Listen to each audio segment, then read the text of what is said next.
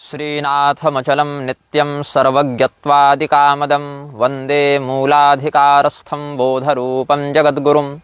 उत्तरामनाय ज्योतिष पीठ की ओर से हमें यह निमंत्रण प्राप्त हुआ है कि परम धर्म संसद के इस सत्र में कुंभ के पावन अवसर पर हिंदुओं के उपास्य देवताओं के विषय में हम एक लघु वक्तव्य निर्गत करें और देवताओं के शास्त्रीय स्वरूप पर अपना विमर्श प्रस्तुत करें।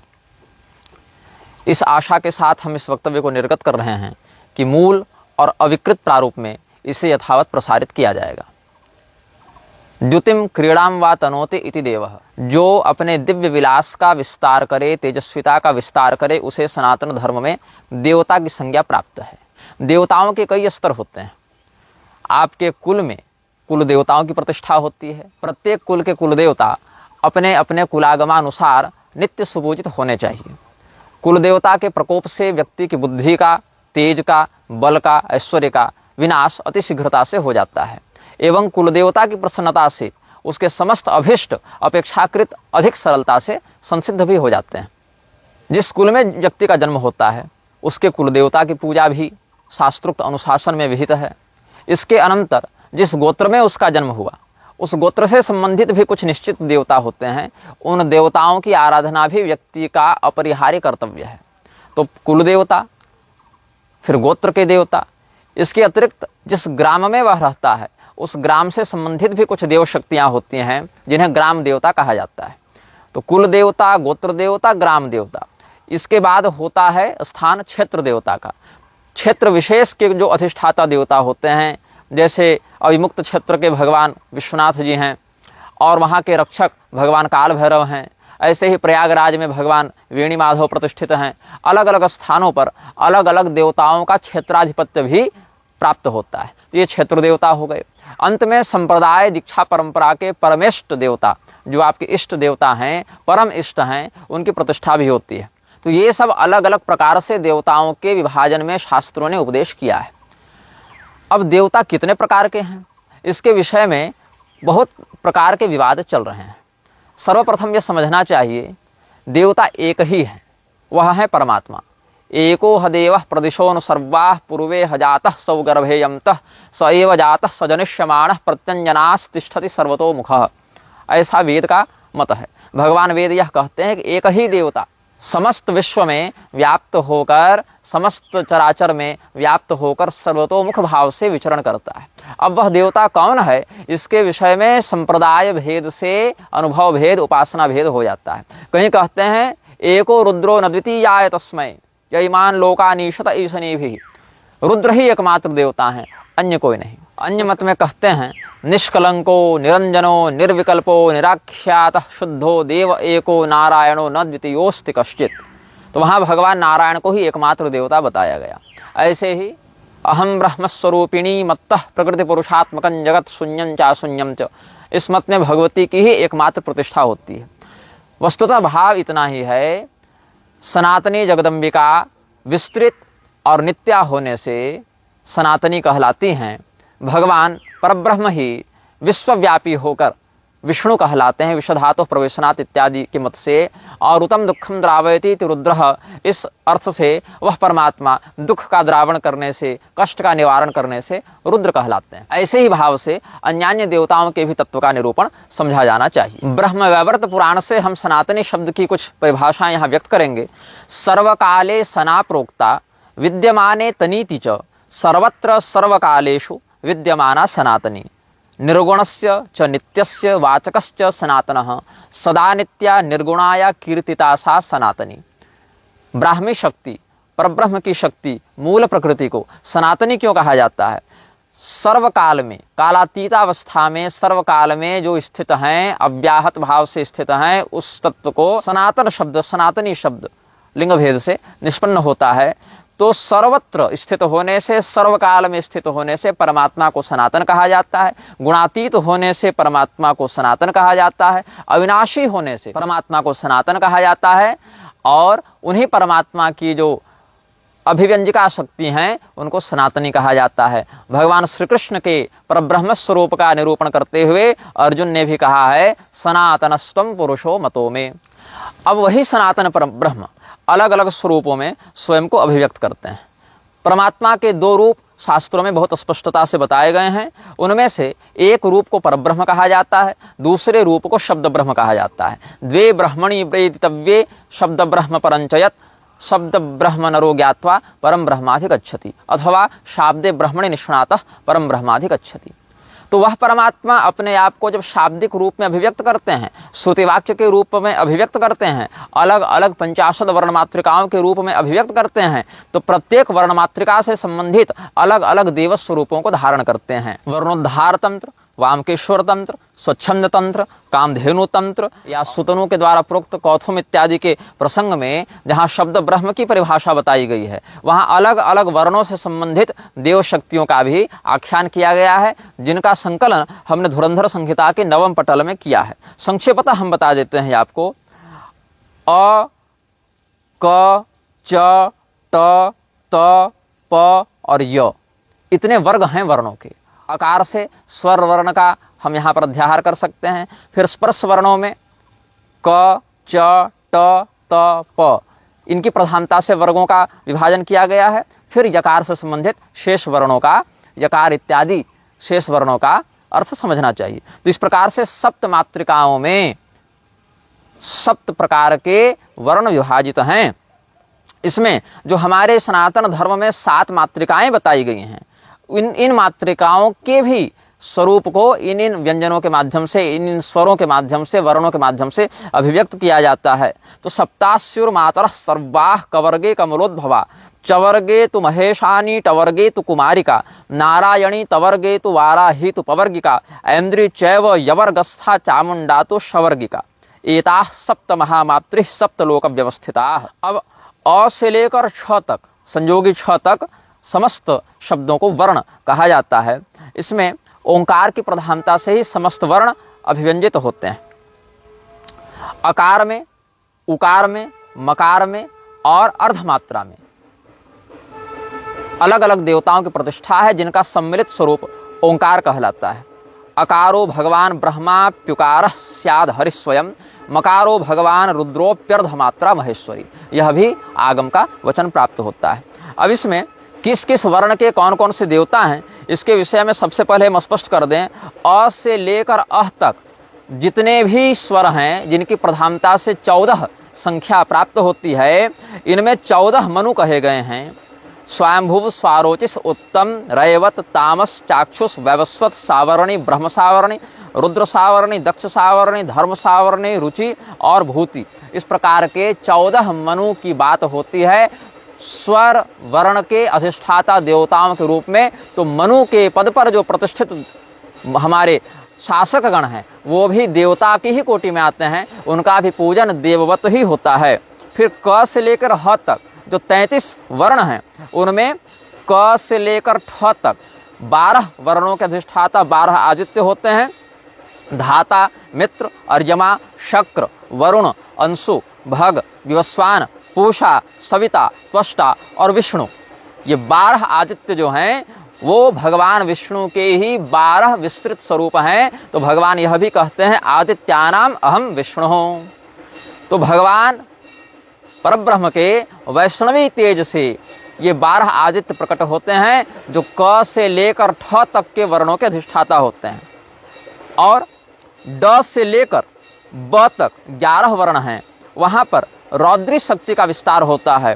कपाली, पिंगल, भीम, विरूपाक्ष, विरोहित, अजक, शासन, शास्ता, शंभु, चंड और भव, इन नाम के जो 11 रुद्र हैं, वो शांकरी शक्ति के विस्तार समझे जाने चाहिए। इसके बाद ब्राह्मी शक्ति के विस्तार में अष्टवसुओं की बात होती है, जो ध्रुव, घोर, सोम, आप, नल, अनिल, प्रत्युष और प्रभास।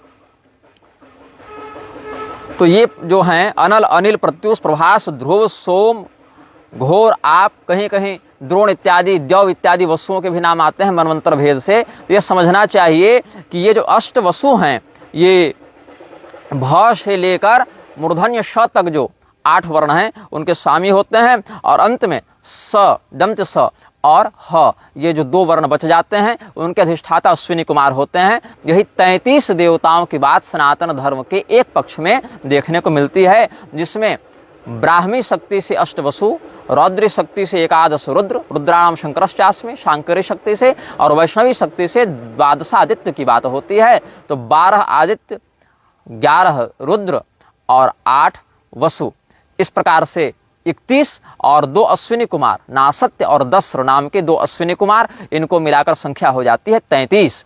तो ये 33 कोटि शब्द जो है वह कोटि का अर्थ है करोड़ और कोटि का अर्थ है प्रकार, दोनों बातें हैं।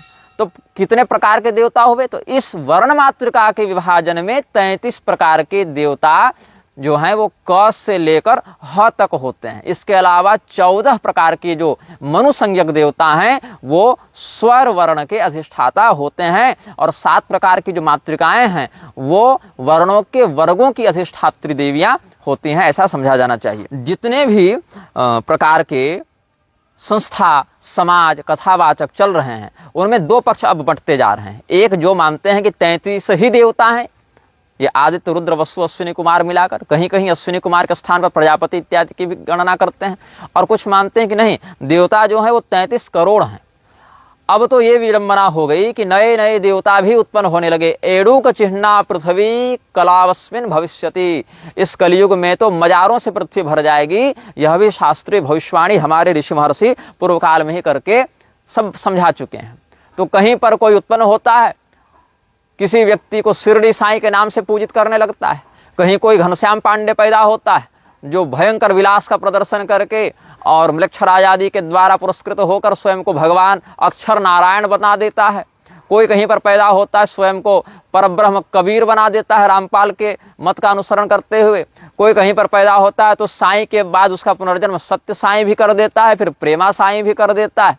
कहीं पर कोई स्वयं को कल्कि अवतार बताए घूम रहा है, कहीं पर कोई स्वयं को त्रिदेवों का अवतार बताए घूम रहा है। अभी तो एक शक्ति पुत्र का भी हमने देखा जिसमें वह कह रहा था कि ये राधा कृष्ण इत्यादि तो, सीताराम इत्यादि तो सामान्य अवतार हैं और श्री सच्चिदानंद अवतार तो हम ही हैं। तो ऐसे बहुत से लोग अलग अलग संस्थाओं के नाम से, अलग अलग देवताओं की आड़ में कोई न कोई हनुमान जी को पकड़कर आगे बिजनेस चला रहा है, कोई भगवती राधा को पकड़कर आगे बिजनेस चला रहा है, कोई राम जी के नाम पर चला रहा है, कोई शिव जी के नाम पर चला रहा है, और इनके पीछे जो शास्त्रीय देव तत्व है उसका अवहेलन होता है, उसका तिरस्कार होता है। और जब शास्त्रीय देव तत्वों का ह्रास होगा, इष्टान भोगान ही वो देवा दास्यन्ते यज्ञ भाविता, जब देवता ही यज्ञ भावित नहीं हो रहे हैं, देवता ही विधिपूर्वक सुपूजित नहीं हो रहे हैं, तो इष्ट भोगों का वह वरदान कैसे प्रदान करेंगे? जब देव शक्तियों का, कुल देवता, ग्राम देवता का अपमान किया जाएगा, हमारे प्राचीन शास्त्रीय देवालयों को भूमाफियाओं के द्वारा, राजनीतिक ठेकेदारों के द्वारा जब विध्वंस किया जाएगा, कब्जा किया जाएगा, कॉरिडोर के नाम पर वहां विविध प्रकार के अत्याचार किए जाएंगे, विविध प्रकार की अमर्यादाएं की जाएंगी, तो देव शक्तियां कितनी कृपा करने के लिए लालायित रहेंगी मनुष्यों पर, यह कोई भी सामान्य शिष्टाचारी व्यक्ति सरलता से समझ सकता है। अथर्ववेद के 11वें कांड में एक ब्रह्मचारी सूक्त प्राप्त होता है, जिसके अंतर्गत कुछ मंत्र बताए गए हैं। मैं आपको सरलता से बताता हूँ। ब्रह्मचारणम पितरो देवजनाः पृथक देवा अनुसंयन्ति सर्वे गंधर्वा एन मनवायम 33 षट्सहस्राः सर्वांत सदेवांस तपसा पिपरति। देव, पितर, गंधर्व ये सब ब्रह्मचारी का अनुसरण करते हैं। 300 और 6000 देव हैं। इन सब देवों का वह ब्रह्मचारी अपने तप से पालन करता है। तो जो वेदों के नाम से संस्थाएं चल रही हैं, आर्य समाज इत्यादि भी, वो इन श्रुतियों पर ध्यान क्यों नहीं देती हैं? वो इन श्रुतियों का प्रमाण क्यों नहीं स्वीकार करती हैं? क्योंकि वो संस्थाएं वेद पोषण के लिए नहीं, वेद शोषण के लिए प्रवर्तित हुई हैं। जिस प्रकार से भगवान हनुमान जी जब लंका में प्रविष्ट हुए तो क्या देखते हैं कि यहाँ के तो राक्षस भी ब्रह्म राक्षस कोटि के थे ना, तो ऋग्वेद इत्यादि का पारायण कर रहे हैं, प्रातः काल स्वाध्याय कर रहे हैं। लेकिन उन राक्षसों की वास्तविकता क्या थी? अपने घर में बैठकर वेद के नाम पर खूब डंका पीट रहे हैं, और बाहर ते बहुविधि त्रासई देश निकासई जो कह वेद पुराणा जे विधि होय धर्म कई हानि। तो इस प्रकार से यह देखना चाहिए कि वेद के, पुराण के, तंत्र के नाम पर जो व्यक्ति अपने व्यक्तित्व को चमकाने का प्रयास कर रहा है, वह वास्तव में शास्त्रनिष्ठ होकर कर रहा है या उन परंपराओं का दोहन करके, व्यवसायीकरण करके उनके नाम पर अपनी मनमौजी विकृति को प्रसारित कर रहा है? विकृति को प्रसारित कर रहा है तो वह शास्त्रापराधी होकर दंड्य होता है, दंडित होना चाहिए। और अगर वह शास्त्रानुसार, शास्त्रानुकूल मर्यादा के अनुसार चलते हुए शास्त्र पोषण कर रहा है तो सज्जनों के समाज में उसकी प्रतिष्ठा होनी चाहिए, उसका यशोवर्धन होना चाहिए। वेदों में जो पंचविंश ब्राह्मण की बात है, वहां पर आपको अध्याय 10 और अध्याय 24 का अध्ययन करना चाहिए। त्रयस्त्रिंशस्यायतनम त्रयस्त्रिंशत् देवता प्रजापतिश्चतुस्त्रिंशत् एतदेव त्रयस्त्रिंशस्यायतनमेषास्य बंधुता आयतनवान। क्या कहते हैं? 33 देवताओं के बाद प्रजापति को 34वें देवता के रूप में स्थापित किया गया है अध्याय 10 में पंचविंश ब्राह्मण में। तो जो लोग यह कहते हैं कि देवता 33 ही हैं, उसके अधिक नहीं होने चाहिए, उनको इस श्रुति का बाध करने का दुस्साहस करना पड़ेगा, क्योंकि प्रजापति चतुस्त्रिंशत् एतदेव ऐसा कहते हैं, तो 34वां देवता कैसे हो गए वहां पर? ऐसे ही प्रयाजानुयाजोपयाज विधान से, जहां पर मैत्रायणी संहिता में यज्ञ विधान बताया गया है 3रे कांड के 10वें प्रपाठक में, वहां पर भी अभिष्ट सिद्धि को प्रदान करने वाले इष्टान भोगान हिवो देवा दास्यन्ति यज्ञ भाविता के मत के अनुसार प्रयाज अनुयाज उपयाज के 11 प्रभेद होते हैं, और उन 11 के त्रिगुणित भेद के एक एक अधिष्ठाता देवता होते हैं। तो यह भी 33 देवता प्राप्त होते हैं। एकादश प्रयाजा एकादशानुयाजा एकादशोपयाज तत्त्रयस्त्रिंशत् देवता स्ता एवास्यैताभिरभिष्टा प्रीता भवन्ति। और मत्स्य पुराण के 126वें अध्याय में कहते हैं त्रयश्च त्रिंशता सार्धम त्रयस्त्रिंशत् क्षतानि तु त्रयस्त्रिंशत् सहस्राणि देवा सोमम पिबन्ति वै। सोमपान करने वाले देवताओं की संख्या 3 भी है, 30 भी है, 333 भी है, और उधर 3300 भी है, 33,000 भी है। इस प्रकार से शतानि सहस्राणि इन प्रकार के शब्दों का आप क्या अर्थ लगाएंगे अगर केवल 33 पर आरूढ़ हो जाएंगे तो? और भी आपको शतपथ ब्राह्मण इत्यादि से भी कुछ प्रमाण कहते हैं। त्रयस्त्रिंशत् ग्रहा भवन्ति त्रयस्त्रिंशत् वै सर्वा देवता। 33 प्रकार के ग्रह होते हैं और 33 प्रकार के सभी देवता होते हैं। तो ग्रह तो नवग्रह हैं, नवग्रह मंडल में पूजन होता है। जो आपके कर्म प्रारब्ध का फल प्रदान करने में समर्थ प्राकृतिक तत्व हैं, उनकी भी ग्रह संज्ञा हो जाती है। इसीलिए राहु केतु इत्यादि भले भौतिक रूप से दृष्टिगोचर न हो, लेकिन कर्म फलदातृत्वेन उनकी ग्रह रूप में प्रतिष्ठा होती है। तो इस प्रकार से कर्म फल प्रदान करने के सामर्थ्य के अनुसार 33 प्रकार के ग्रहों की भी बात श्रुति में प्राप्त होती है। पूतना इत्यादि बालग्रह भी कहे जाते हैं, जो कि बालकों के लिए अरिष्ट का व्यवहार करते हैं। अब कहीं कहीं शारीरिक तत्वों को भी, अंगों को भी, अंतःकरण बाह्य करण आदि की भी देवता संज्ञा हो जाती है, जो कि जैमिनीय ब्राह्मण में 3रे कांड में आपको प्रमाण मिलेगा। 10 हाथ की अंगुलियां, 10 पैर की अंगुलियां, 10 प्राण, मन, वाणी, हृदय, ऐसे करके भी 33 देवताओं की बात 33 तत्वों के अनुसार होती है। 10 हस्त्यांगुलयो 10 पद्या 10 प्राणा मनोवाग हृदयम तत्त्रयस्त्रिंशत्, यह भी 33 शब्द का एक भाव प्राप्त होता है। और गणेश पुराण के उपासना खंड से हम प्रमाण देंगे, जहां पर 33 कोटि शब्द का प्रयोग हुआ है। स्कंद भगवान ने देवव्रत करके, गणपति पूजन करके जिस राक्षस को मारा, वो राक्षस 33 कोटि देवताओं के द्वारा भी अवध्य था, मारा नहीं जा सकता था। ऐसा उपासना खंड में देखिए आप। त्रयस्त्रिंशत् कोटि सुरैरवध्योऽसौ महासुरः स्कंदेन निहतः संख्ये देवव्रत प्रभावतः। बृहद देवता जो महर्षि शौनक का बड़ा प्रधान और सम्मान्य ग्रंथ है, जहां पर वैदिक देवताओं की बड़ी सुंदर और प्रामाणिक चर्चा की गई है, वहां प्रथम अध्याय में ही आप देवताओं का चरित्र देखें तो यैस्त्वग्निरिन्द्रः सोमश्च वायुः सूर्यो बृहस्पति चंद्रोऽथ विष्णुः पर्जन्यः पूषा चाप्रिभवोऽश्विनौ रोदसी मरुतो देवाः पृथिव्यापः प्रजापतिः देवौ च मित्रावरणो पृथक् सह चतावुभौ विश्वे च देवाः सविता त्वष्टा वै रूपकृन्मतः। अग्निपुराण में देखिए अध्याय 215 में ब्रह्मा अग्निवायु सूर्याश्च देवताः परिकीर्तिताः। तो जो लोग केवल 33 संख्या पर ही रूढ़ हो जाते हैं कि इतने ही देवता होंगे, वो भगवान गणपति का पूजन करेंगे कि नहीं करेंगे, यमराज का पूजन करेंगे कि नहीं, कुमार कार्तिकेय का पूजन करेंगे कि नहीं, भगवती दुर्गा का पूजन करेंगे कि नहीं, अलग अलग देवताओं का, कुबेर जी का पूजन करते हैं कि नहीं। तो ये सब जो लोकपालगत देवता हैं, दिक्पालगत देवता हैं, पंच देवता हैं, जो आज्य भाग के अधिष्ठाता देवता होते हैं, जो आप यज्ञ मंडप में तोरण और स्तंभ के अधिष्ठाता देवताओं का भी पूजन करते हैं, उन समस्त देवताओं को इन 33 की संख्या में कैसे सम्मिलित किया जा सकता है? यह संभव ही नहीं है। यहाँ पर भी हनुमान जी हैं, सुदर्शन चक्र हैं, और विश्वक्सेन भगवान हैं, नंदीश्वर भगवान हैं, मरुदगण 49 प्रकार के होते हैं, ब्रह्मांड पुराण के अनुसार 49 प्रकार के अग्नि तत्व भी होते हैं, 56 प्रकार के विश्वदेव होते हैं, कहीं कहीं 10 भी संख्या बताई गई है। तो आप वेद का ही अनुसरण करें तो अग्निर्देवता, वातो देवता, सूर्यो देवता, चंद्रमा देवता, वसवो देवता, रुद्रा देवता, दित्या देवता, मरुतो देवता, विश्वे देवा देवता, बृहस्पतिर देवता, इंद्रो देवता, वरुणो देवता। तो विश्वे देवा देवता और मरुतो देवता में ही संख्या मिलाकर आपकी 56 और 49 जोड़ लीजिए तो शताधिक हो जाती है। 64 प्रकार के भैरव, उनकी योगिनियां, तो इनके गणों को देखें तो आप इनकी संख्या को अनंत ही माने तो अनंता वे देवा ऐसा समझा जाना चाहिए। और ये जो 33 प्रकार के देवता हैं ये भी सहस्र गुणित, लक्ष गुणित, कोटि गुणित हो गए हैं, ऐसा प्रमाण स्कंद पुराण के अरुणाचल महात्म्य में प्राप्त होता है। अत्र देवास्त्रयस्त्रिंशत् पुरा कृत्वा प्रदक्षिणाम प्रत्यहम मार्गमासीना प्रत्येकम कोटिताम गताः आदित्याद्या ग्रहाः सर्वे पुरा कृत्वा प्रदक्षिणाम संपूर्ण जगति भागे सर्वे ग्रहपताम गताः।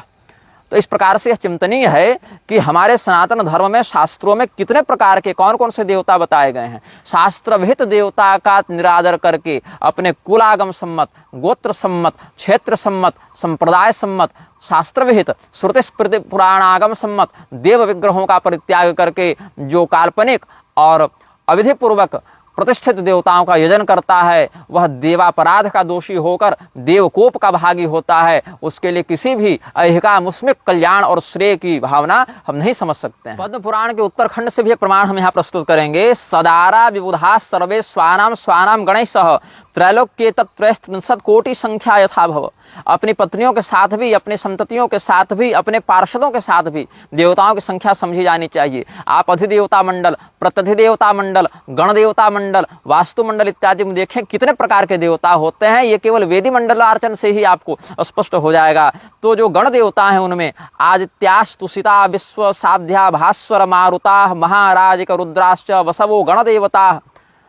30 प्रकार के तो तुषित देव ही होते हैं। आदित्या द्वादश प्रोक्ता तुषितास्त्रिंश देव ही, विश्व देवा दश प्रोक्ता साध्या द्वादश कीर्तिता। 12 प्रकार के तो साध्यगण होते हैं। वही साध्यगण जिनको हंस भगवान ने तत्व ज्ञान का उपदेश दिया था, वही हंस भगवान जो प्रयाग के निकट में हंस तीर्थ में अवतरित हुए, और वही हंस तीर्थ जहाँ राजनीतिक संरक्षण से सत्यम योगी ने अवैध कब्जा कर रखा है।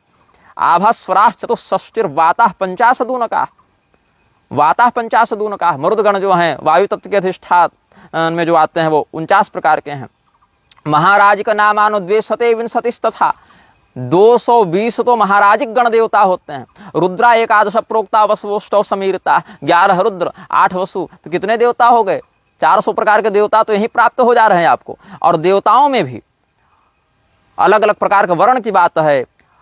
आदित्याः क्षत्रियास्तेषां विशश्च मरुतस्तथा अश्विनौ च स्मृतौ शूद्रौ तपस्युग्रे समास्थितौ स्मृतास्त्वाङ्गिरसा देवा ब्राह्मणा इति निश्चयः इत्येतत् सर्वदेवानां चातुर्वर्ण्यं प्रकीर्तितम्। ऐसा महाभारत के मोक्ष धर्म पर्व में भी प्राप्त होता है। या यस्याभिमता पुंसः साहितस्यैव देवता किंतु कार्य विशेषेण पूजिता निष्ठदा नृणां विशेषात् सर्वदा नायं नियमो झन्यथा नृपाः।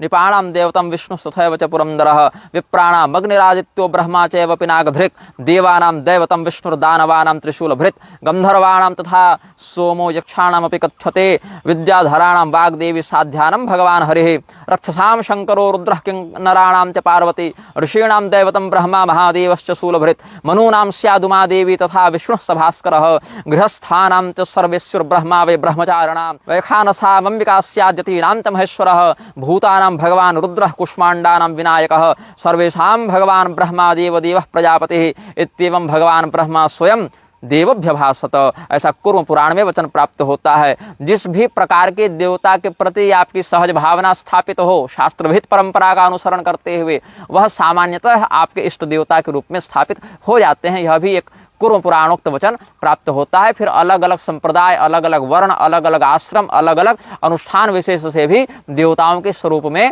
भेद प्राप्त होता है। किंतु यह समझना चाहिए कि परम आराध्य, परम पूज्य, परमादरणीय, परमेष्ठ तो केवल परब्रह्म ही हैं। परमात्मा के अतिरिक्त कोई भी अन्य तत्व, ब्रह्मेतर तत्व आराध्य नहीं होता है। यही कारण है कि अलग अलग क्रिया काल निमित्तानुष्ठान के अनुसार परमात्मा ही स्वयं को अलग अलग गुण, अधिष्ठान, क्रिया कर्म के अधिष्ठाता के रूप में अभिव्यक्त करके ब्रह्मा, विष्णु, गणपति, रुद्र, सूर्य, दुर्गा, इंद्र, वरुण, अश्विनी कुमार इत्यादि स्वरूपों में प्रकट करते हैं। इनमें भी गृहस्थों के लिए सामान्यतः पंचदेवता और उनके अवतार ही पूजनीय हैं, और उद्देश्य विशेष से नवग्रहादि, वास्तुमंडलादि, क्षेत्रपाल, योगिनी, सर्वतोभद्र, षोडश मातृका इत्यादि जो है अनुष्ठान विशेष से भी पूजनीय हो जाते हैं। लेकिन समस्त गृहस्थों के लिए समास व्यास योग से लघु या विस्तृत प्रारूप से पंचदेवता पूजनीय हैं। देवताओं के शास्त्र संप्रोक्त